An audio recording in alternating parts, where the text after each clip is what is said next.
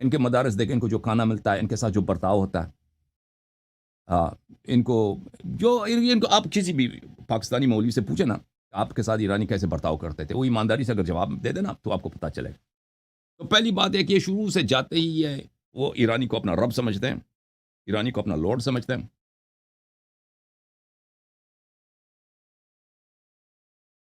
اور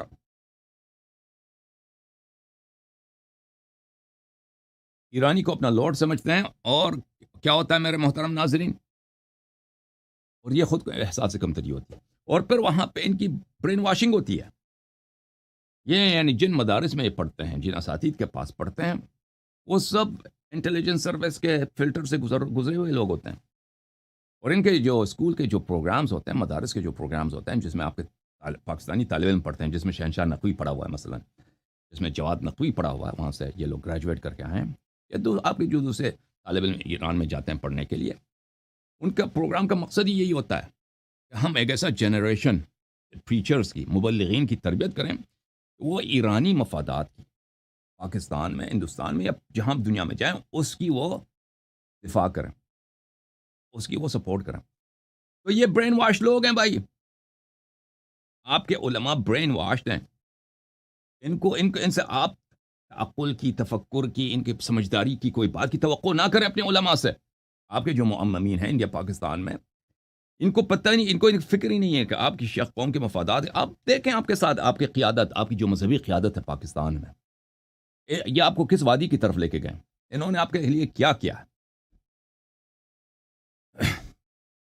یہ آپ کو، یہ ان سے آپ کبھی یہ توقع نہ کریں کہ یہ کیا کریں آپ کو، یا آپ کی قیادت ایک بہتر مستقبل کی طرف کریں، کیونکہ یہ اس طرح ان کی شخصیت ہی نہیں ہے، ان کی فکر ہی نہیں ہے، ان کا سوچ ہی نہیں ہے۔ آپ ان سے بھی توقع نہ کریں کہ یہ آپ کی مذہب کا دفاع کر سکیں، یا آپ کو مذہبی شیعہ کی تعلیم دے سکیں، آپ کے علماء۔ اس کی وجہ یہ ہے کہ جو غداری خامنہئی نے، کہ اللہ جانتا کہ میں ہمیشہ نماز میں، جب میں حوضے میں تھا نا، جب میں دیکھتا تھا کہ حوضے میں کیا ہوتا ہے، میں سجدوں میں ان کو لعنت کرتا تھا۔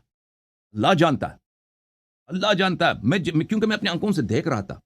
یہ جو پروگرام بنا ہوا ہے حوضے کا، یہ اس لیے نہیں ہے کہ بہتر سے بہتر شیعہ عالم کی تربیت کیا جائے، کہ شیعہ مذہب کی یہ دنیا میں کس طرح اچھے انداز میں، علمی انداز میں اس کو پیش کریں، اس کو لوگوں کو پہچانوائیں۔ اس طرح نہیں تھا، میں اپنی آنکھوں سے دیکھ رہا تھا، بلکہ بالعکس، حوزے کا جو پروگرام ہے بالخصوص انڈین پاکستانی طلاب کے لیے، وہ بالخصوص اسی بات کے لیے کہ یہ زیادہ علم میں آگے نہ بڑھیں، اور یہ زیادہ سے زیادہ برین واش ہو جائیں، اور یہ جو ہیں وہی باتیں جو حکومت ایران کے مفاد میں اسی کو سیکھیں، ان سے زیادہ اس کو سیکھنے کی ضرورت نہیں ہے۔ یہ ایک ٹریجڈی ہے، ایک بہت بڑی اس کا نتیجہ آپ بھگت رہے ہیں، دیکھ رہے ہیں آج کہ آپ آپ پاکستان میں جس طرح شیعوں کی تکفیر ہوئی ہے، وہ دنیا میں کہیں نہیں ہوئی ہے۔ پاکستان میں جس طرح بہت بڑی شیعہ آبادی ہے، ملک کی 30% یا 25%، مجھے نہیں معلوم، یا 35%، کم از کم 20% شیعہ، ٹھیک ہے، جس طرح اس کی تحقیر پچھلے انقلاب ایران کے بعد ہوئی ہے، یہ ایک مشرک ہیں، یہ کافر ہیں، اور جس طرح ڈسکرمنیشن ان کے ساتھ ہوئی ہے، کہ ان کا دین، ان کا قرآن اور وغیرہ وغیرہ، آپ کی شیعہ علماء نے بالکل آپ کی مذہب کے دفاع کرنے میں فیل ہو گئے، آپ کے مذہب کا دفاع نہیں کر سکیں، مجھے بخوبی معلوم ہے اس بات کا۔ وہ سامنے سے آپ کی تکفیر کرتے ہیں، آپ ادھر سے کہتے ہیں کہ وَاعْتَصِمُوا بِحَبْلِ اللَّهِ جَمِيعًا وَلَا تَفَرَّقُوا، اور نہیں، اگر یہ دفاع بھی کرنا چاہیں، دفاع نہیں کر سکتے، کیونکہ یہ وادی ان کا نہیں ہے، اور ان کا کنٹرول ان کے اپنے ہاتھ میں نہیں ہے۔ آپ کے شیعہ علماء غلام ہیں، ایرانی حکومت کے غلام ہیں۔ آپ نہ صرف آپ کے پاکستان، آپ کے مراجع بھی پاکستانی جو ہیں وہ ایرانی انٹیلیجنس کے غلام، ایرانی انٹیلیجنس ان کو اچھی طرح سے کنٹرول کرتی ہے۔ جتنا سینئر مرجع ہوگا نا، سیستانی ہوگا، وہی خراسانی ہوگا، ایرانی انٹیلیجنس ان کو کنٹرول کرتی ہے۔ کس طرح سے کنٹرول کرتی ہے؟ بہت، ان کے پاس بہت مختلف طریقے ہیں۔ سیستانی بات نہیں کر سکتا، سیستانی تک یہ انفارمیشن پہنچنا کہ اس کے ذہن ایرانی حکومت کے خلاف مائل ہو جائے، وہ بھی کنٹرول ہو جاتا ہے۔ اتنا ان کا سخت کنٹرول ہے مرجعیت پر۔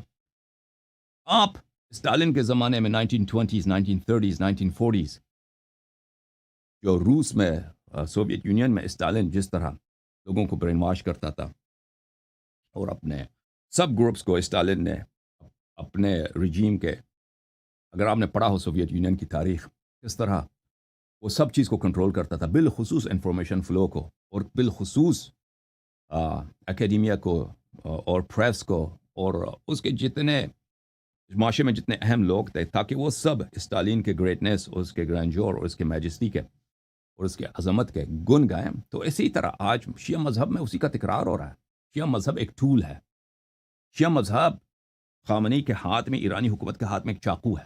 ایک چاقو ایک ٹول کے طور پہ استعمال ہو رہا ہے، اور آپ کے علماء ایک ٹول ہیں، ایک ایک ایک مزدور ہیں، ان کی کوئی حیثیت ہی نہیں. سمجھ میں آ رہی نہیں آپ بات؟ آپ کو یہ ہے، آپ کی سچویشن، یہ ہے آپ کا. اور یہ باتیں میں اس لیے نہیں کہہ رہا کہ اس میں میرا کوئی مفاد ہے، یہ میرے مشاہدات ہیں. اور یہ باتیں اگر اللہ جانتا ہے کہ اگر میں یہ باتیں نہ کروں، میں حکومت ایران کے ساتھ مصالحہ کروں، میں خمینی صاحب کی یہاں پہ تعریف کروں کہ وہ بہت اچھے لیڈر تھے، ولایت فقیہ یہ اچھی بات ہے، حکومت اسلامی یہ اچھی بات ہے، یا مرجعیت آپ خامنئی. میں ایک دو خواب آپ کو بتا دوں یہاں پہ کہ میں نے خواب میں دیکھا ہے، فلانے نے خواب میں دیکھا، خامنئی کو یہ ہوا، سیستانی کو یہ ہوا، وحید خراسانی کو یہ ہوا. اللہ جانتا ہے، اللہ جانتا ہے. یہ میرے پرسنل مفاد میں بہت زیادہ ہے، میرے پرسنل مفاد میں بہت زیادہ ہے. میں لاکھوں ڈالر نہیں، مجھے ملینز ڈالر آنے شروع ہو جائیں گے، ملینز ڈالر آنے شروع ہو جائیں گے. کیونکہ میری جو آڈینس ہے وہ صرف ہندوستان پاکستان میں نہیں ہے، ایران کے اندر میری آڈینس بہت وسیع ہے، اور بالخصوص علماء کے اندر، طلاب کے اندر، حوزوں کے اندر، اسی طرح نجف اشرف میں، عراق میں، لبنان میں، شیعوں کے درمیان، اور اس طرح نہ صرف شیعوں کے درمیان، پورے عالم اسلام میں. اچھا، میں اس زمانے سے ایکٹیو تھا جب تک یوٹیوب وغیرہ لوگ اتنے نہیں دیکھتے تھے، یوٹیوب وغیرہ، اس فیس بک وغیرہ کو. تو بہرحال میرے محترم ناظرین، اب یہ پروگرام آپ لوگوں کے لیے ہے. تو ہمیں اگر شیعہ مولوی یہاں پہ آ کے ہمیں چیلنج نہ کریں، ہم مخالفت کا اظہار نہ کریں، تو ہمیں ان سے اور کسی چیز کا توقع ہے ہی نہیں ہے. آپ کے شیعہ مولوی برین واشڈ ہیں، ان کے پاس کچھ بھی نہیں ہے میرے خلاف. میری باتوں کو رد کرنے کے لیے آپ کے شیعہ مولوی، جو بھی آپ شیعہ مولوی کا نام، جواد نقوی ہو، ساجد نقوی ہو، کسی کا بھی نام لے لیں آپ اپنے انڈیا پاکستان کا، یہ ان کے پاس یہ لوگ ان پڑھ ہیں، یہ لوگ جاہل لوگ ہیں، ان لوگوں کو دین کا نہیں معلوم. آپ اس پہ نہ جائیں کہ اس کی عمر 70 سال ہے، اس داڑھی بڑی ہے، سفید ماما ہے. زیادہ سے زیادہ یہ بہت ہی بڑی یہ کمال کر دیں، یہ کوئی رسائل مقاصد پڑھا سکیں. اور رسائل مقاصد کا دین سے تعلق ہے ہی نہیں ہے. اور اب تو رسائل مقاصد بھی وہ آپ کے طلاب پڑھتے نہیں ہیں. تو آپ کے مولوی، ان کے پاس کچھ بھی نہیں ہے. یاد رکھو میرے خلاف ان کے پاس کیا ہے، جیسے جماعت عمریہ، ان کے شیعوں کے خلاف ان کے پاس کچھ بھی نہیں. کہتے ہیں امیر المؤمنین علیہ السلام نے اپنے بیٹوں کا نام ابو بکر رکھا، عمر رکھا.